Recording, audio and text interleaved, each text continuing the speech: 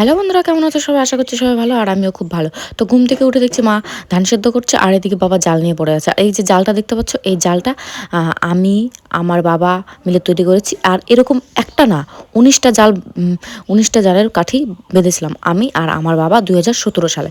আর সেই জালগুলো যত্ন করে রেখে দিয়েছে এখন মাছ ধরার জন্য।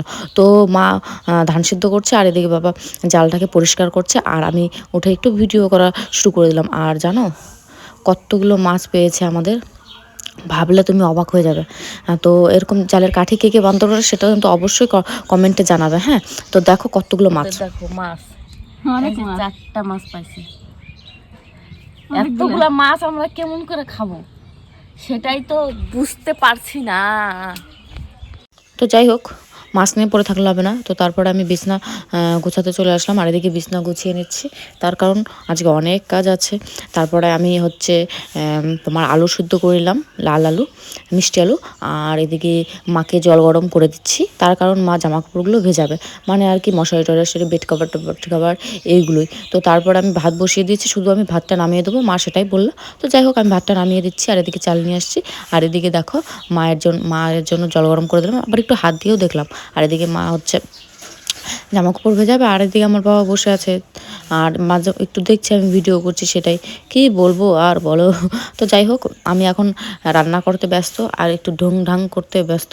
আর ঢং ঢং করতে করতে এইদিকে দেখো মা বলল, তুই একটু তোষকটা বাইরে বের করে দিস, আমরা দুজনে মিলে বের করে দেবো। তো যাই হোক, মা বের করেনি, আমি নিজেই একাই বের করে দিচ্ছি। আর বাবা আর মা বলছে, বাপরে জিম করে তো অনেক শক্তি হয়ে গেছে। তাই বললাম, তো না তো কি হবে, না তো কি, এমনি জিম করছি, নাহলে তো সবাই ব্যঙ্গ করবে, তাই না, যে জিম করে কি করছিস। তো যাই হোক, বলতে বলতে এদিকে দেখো আমাদের রান্না হয়ে গেছে, পটল ভাজা, আলু সেদ্ধ, ডাল, আর পাঁপড় ভাজা। পাঁপড় ভাজতে চাইছিল না, কিন্তু আমি বললাম পাঁপড় ভাজতে, কারণ আমার পাঁপড় ভাজা খেতে ভীষণ ভালো লাগে, আলু সেদ্ধ ডাল থাকলে আর কিচ্ছু লাগে না। তো যাই হোক, আমরা 3জন বসে পড়েছি খেতে।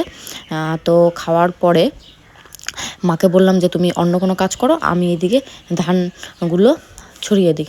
আর মা খড়ি রোদ দেওয়ার কাজ করছিল, আর আমি এদিকে ধানগুলো ছড়িয়ে দিচ্ছিলাম। তার কারণ সকাল সকাল প্রচণ্ড রোদ উঠে গেছে, তাড়াতাড়ি তো রোদ দিতে হবে, তাই না, কবে কখন বৃষ্টি চলে আসে তার কোনো গ্যারেন্টি নেই। তারপরে আমি এইদিকে স্পট থেকে, মানে যেই নদীতে পুকুরে, এই বলে কি নদীতে পুকুরে কি যে বলছি, মানে হচ্ছে তোমার কি বলে জমিতে জল দেয়, সেই স্পট থেকে জামা কাপড়গুলো ধুয়ে নিয়ে এসেছি। আর কিছুটা পিসিদের বাড়ি রোদরে দিয়েছি, আর কিছুটা হচ্ছে তোমার জমিতে রোদ্রে দিয়েছি। আর এইদিকে দেখো রোদ্রে দিতে দিতেই ভাই শুকিয়ে গেছে। তো আমি একটা নিতে চলে আসলাম, তো নিয়ে চলে যাচ্ছি, একটা শুকিয়ে গেছে, একটাই নিয়ে চলে যাচ্ছি।